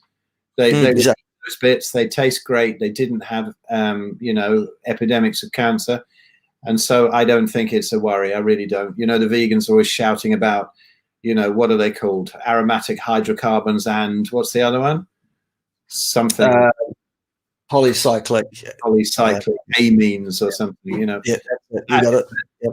No, I mean, they get it off their burnt bit of toast anyway, so it's not exclusive to us. Bollocks. Exactly. Yeah, of course it is. How's Pim doing as a freelancer? I love that she's a full-time content creator now. Yep, she's getting started down the hard road, especially in these current times. She could really do with the support of all of you boys and girls. You know, I genuinely think that Pim's channel deserved to have as many, if not more, subs than mine does. It currently doesn't. What's wrong with you people? I know most of you do follow Pim, and I thank you for it, and I'm sure she does too. She's been very, very busy putting together a webinar series that she's going to focus in for the foreseeable future on diabetes, on type 2 diabetics. She's got a new academy called the Smart Diabetics Academy, which you can look up here on the YouTubes and have a look at that. She's also still happily to take clients who have sugar addiction or any of that kind of thing and help those guys as well. But she's working hard. She's into it. Please do support what she's doing. Appreciate it. Okay. I heard you mention Jason Fung. I'm a fan. Good on you. Do you or Phil have thoughts as to where he might not have things quite right? I've never heard him mention the Randall cycle, so that's one thing. To be honest, I don't know a lot about Jason Fung and his work. Do you, Phil, know a lot about him? Or No, I mean, because his name comes up so much, I've always thought, oh yeah, I know about him. And you know, actually I realized I didn't. I listened to a couple of podcasts with him and I didn't, I don't know. He seems to be like, I could be wrong about this. So please, you know, don't take it as gospel. But from what I heard, it seemed like sort of fasting for beginners. You know, it's just like, oh yeah, do a little bit. Oh, do a 16-8 or something. To me, that's not fasting. That's like in between meals. Yeah. And so, you know, one meal a day or something like that. I mean, to me, a fast begins with a night, a day, and a night. That's what I always think, where you've got one day totally clear of eating. That's, to me, that's a fast. But maybe I've done longer ones, so I sort of, I don't know about Randall cycles or stuff. I mean, I think that's probably more Bart's territory, but I don't know. I just thought he was a little bit sort of short trousers fasting. I like the idea of going right deep into things and looking at sort of long dry fasts and what they do, and that sort of thing excites me. Not maybe don't eat in between meals, you know, which Jason Fung seemed to be about. But I could be wrong. It may just be those podcasts I heard. So I might be being unfair to him. I don't know. Some people seem to love him. Yeah. I really don't know that much about him. I just know his name because, as Phil said, he does have obviously some penetration, some good PR going on there. So his name is known. Okay, Phil, I like pork more than beef. Is it okay to eat mostly pork? I do like pork belly strips. Yes, it is okay to eat mostly pork. The Okinawans have been doing it for hundreds and hundreds of years. That's one of the reasons they have such longevity, that in their genetics. It's certainly nothing to do with eating an almost entirely plant-based diet, because they didn't. It's fallacy. It's a lie, in other words. It is the Okinawan diet was based on pork. I would add something to that as a sort of caveat to that one, that if you're healthy and you get good pork, it's absolutely fine. In fact, it's great. The fat content is wonderful. You know, my friend Dr. Zofia Clements at Paleomedicina, and I was chatting to her, and she's saying, yeah, you know, eat loads of pork. But then again, they've got these wonderful Mangalitsa pigs out there, and they've got Mangalitsa pork, and, you know, they're sort of hairy things that look more like sheep. They're great. But they're eating what they're supposed to eat. I think in England, the trouble is with pork, if you're autoimmune particularly, they're not feeding it the right thing. It's the same with any animal, isn't it? You know, if it's fed the right thing, it's like chicken, and they proudly put corn fed on the packet, which makes me think, well, I'll just leave that on the shelf. So it can be an issue for people who are autoimmune. I sort of steer them away from pork for a while. But you know, if pork as such, if it's proper pork like it was with the Okinawans, I'm sure is absolutely excellent. I wish I could eat more. I actually don't eat it, and I don't eat chicken. Well, very rarely. But pork belly, God, if I could eat that with the crackling on every day, it's marvelous stuff. But no, if you're getting good pork, it's absolutely fine. But I would say, just if it's been fed a load of crap, it can be an issue. But if it isn't an issue for you, and you've just got you're healthy, or you've got sort of diabetes, or some you know, you're a bit fat or whatever, then pork's great. There is, people go on about this issue of that being very high in omega-6s, linoleic acid and whatever, but I don't know that's such an issue. It depends if you're you know, it depends if you're healthy. You know, if you're autoimmune, avoid it for a bit and then reintroduce it and see what you like. If you're not, it's absolutely fine, it's delicious, and I wish I could eat more. Yep. And if you're genuinely worried about eating pork and too much pork, go and talk to Harry Sopanos and have a look at Harry's video on that very topic. I think he covers it really well and at length. Love you, Harry, but shorter, Harry. Okay, right. Any thoughts on smoking and its effects on the digestive tract and autoimmunity? Yes, smoking is completely and utterly contraindicated. Nobody should ever smoke. End of story. It's ridiculous. There are no indications for smoking. Knock it off, is what I would say. I did. I smoked for many years as a younger man, when I was bulletproof and invincible. And it took me quite a number of years to reverse the damage. So just get it gone from your life, really. Yeah. Yeah, I'd agree. I've dipped in and out of it over the years, and not doing it at the moment. But I think there's certain things that it does and that it doesn't. which is Elliot Overton wrote a very interesting article on it, where he's saying that, you know, most supercentenarians smoked and that sort of thing, and it can be protective sometimes. And some of the ancient cultures, you know, and modern cultures, they smoke and they don't seem to have any problem, but they are not smoking the absolutely revolting chemical-filled cigarettes that you buy down the shops. And it is a complete waste of time. I can't think of anything good it does. I suppose, you know, there's some uses for nicotine, but there's so many other things in there. There's better ways of taking it in. So, yeah. I have to admit, the times when I have been autoimmune and I have smoked, and I've always smoked roll-ups and stuff, I did not notice that it caused any inflammation in the joints, but I'm sure it did a ton of other things in the body that wasn't good at all. So, yeah. Okay. So, I mean, there's just another indication for you buffheads, you idiots who think the government have your best interests at heart and are looking after you, and that's why we should all follow the advice they give us. If your government was at all interested in your welfare, you would not be able to go down to the corner shop and buy fags, would you? They'd be illegal. Simple. They're not illegal. You can buy fags. The government doesn't give a rat's asshole about your welfare. You can go and buy alcohol. Same deal. Thank you, Ashley, for the $4.99. No question, but we'll just take it as read that we've dealt with all of your questions. Thank you very much. Okay, Wombat. Well, he clearly didn't use the proper wombat sauce. You know, exactly. You need wombat sauce. Yes, of course. Okay, so we're kind of at the bottom. I know I haven't put every single question up. That's just not possible in a stream with over 100 people watching, which, by the way, we haven't had for some time. So I definitely do appreciate I appreciate your pull, Phil. It's clearly you, because people aren't tuning in those kind of numbers anymore to watch my live streams. I think largely because YouTube won't allow it, actually. There is definitely a cap on how many nodes are available, how many people can watch my live streams at once. If I do have a topic that's of interest or a guest that's of interest, I often get messages later that day or the next day from people saying, I tried to watch and it just gave me buffering. In other words, those people were locked out. There is a maximum number of people I'm allowed to have on a live stream, basically because it's, all part of their overt and evil plan to silence folks like you and me, Phil. We won't have it. We will fight. We will do everything in our power.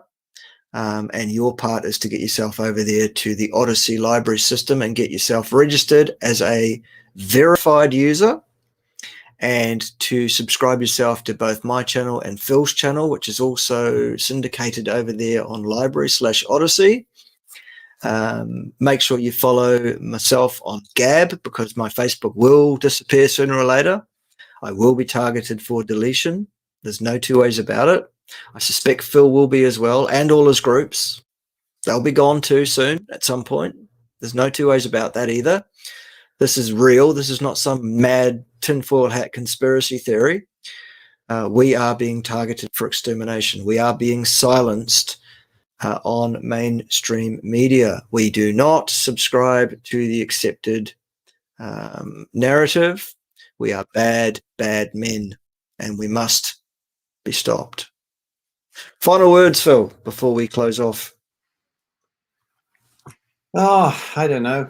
I mean, the only thing I was thinking was final words, just quickly on that one little question there from Chris. Sorry, I just got distracted by that. Any advice on how best to lower stomach pH when burping and experiencing reflux on the carnivore diet?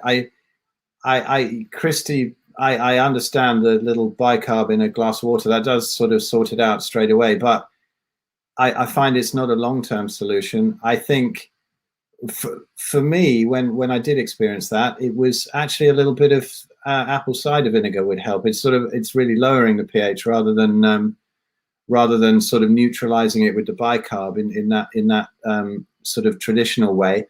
But also, I think just be patient with with the stomach sorting itself out, and just don't eat anywhere near bedtime, because that's when I would get the most reflux anyway, when I'm lying down. So quite often it's not so bad when you're walking around and upright, and it's best for many reasons not to go to bed on a full stomach, you know. So I would say that probably. Yep, absolutely right. 9 times out of 10, or probably more actually, if you're having gastric reflux, acid splash, that kind of thing, it's not because your stomach is too acidic, it's because it's not acidic enough. And it's the acidity that's required to close that sphincter at the top of the stomach. So I suggest apple cider vinegar, as Phil mentioned. I suggest citric acid, up to half a teaspoon, dissolved in an 8-ounce glass of water. No more than twice a day, though, for that. In very serious situations, if you can't get it under control, you can use things like Gaviscon and quickies and those kind of things as a short-term measure, just to get you settled that day. Under no circumstances, underlined capital letters, under no circumstances take a PPI medication that your doctor will prescribe you, like omeprazole. Do not touch that with a barge pole. So there you go. What I was about to say, they put me on lansoprazole for a while. I think that was the actual straw that broke the camel's back, that started off my first really serious autoimmunity. It's evil stuff. Nobody needs that ever. Yep. Don't touch that stuff with a barge pole, because actually what it does is it encourages your body to actually react by producing more of the pumps that produce the acidity in your stomach, so that when you finally go off them, you then become actually too acidic. So yeah. Okay. HCl betaine is another one. Yes, absolutely. You're welcome. That's what we're here for. Very good. Okay, so that being the case, thank you very much for your attendance at this impromptu live stream. We were going to record it and post it later, but I thought, fuck it, I don't want to edit it. So there we go. There it was, live, unedited, warts and all. I think we've followed the rabbit hole down to the very bottom in terms of both the fasting issue and also the war that's been declared on us by mainstream, by the socialists, by the fascists, by the regime that is trying to reset and take over the world. As I said before, I, for one, will not have it. And I will stand up and I will be on the front lines fighting tooth and nail to the death if I have to preserve my rights as a human being. I hope all of you join us there. And if you're not going to do that, that's fine. Do join us on Library/Odyssey. You're on BitChute as well, aren't you, Phil? No, I'm not on BitChute yet, just Library, and I've got the groups sort of trying to get them up and running on MeWe as well, because I think they'll get blown up soon. That sort of thing. They will. They will. Your Facebook endeavors, Phil, will disappear. I can promise you. At some point, you will be targeted for deletion, as will I. I haven't gone with MeWe personally. I've gone with Gab, G-A-B. I've gone with the Gab system. So if people want to follow me on Gab instead of Facebook, or as well as Facebook, get yourself, just do a search for me on Gab. You'll find me. Not too hard, and get linked up over there in preparation, because I promise you the Facebook profile will disappear. There's no two ways about that. Okie dokie. Thanks for being here. Appreciate it. I hope everything goes well for you for the rest of the week. Whatever you're doing, have fun doing it. Be careful out there. Make sure you get them before they get you. I don't know. What else? You close us off, Phil, and then we'll finish. Oh, God, I don't know, man. I mean, it's just great to be on again, and thank you so much for inviting me on. And yeah, always a pleasure. It's been fun to do a bit of a Q&A at the end. And yes, guys, just, look through all the crap, turn the TV off, watch some alternative stuff, lose the fear, and I think we'll come out the other side. I think we'll be cool eventually. I don't know how long it'll take, but I'm kind of sick of it, like Bart, really, but I'm sure we all are for one reason or another. But, it'll be okay. I think it'll be okay. Words of wisdom from Uncle Phil. We thank you, and thank you so much for your valuable time today, Phil. I really do appreciate it. And as I say, you clearly have tremendous pull. Unlike me, who I'm told by many people is having a tremendous pull. So I'm not sure which it is, but there you have it. We'll finish off with the star of the show. This is for you, Stefan. Blah, blah, bloody blah, blah, blah. Finished. See you, boys and girls.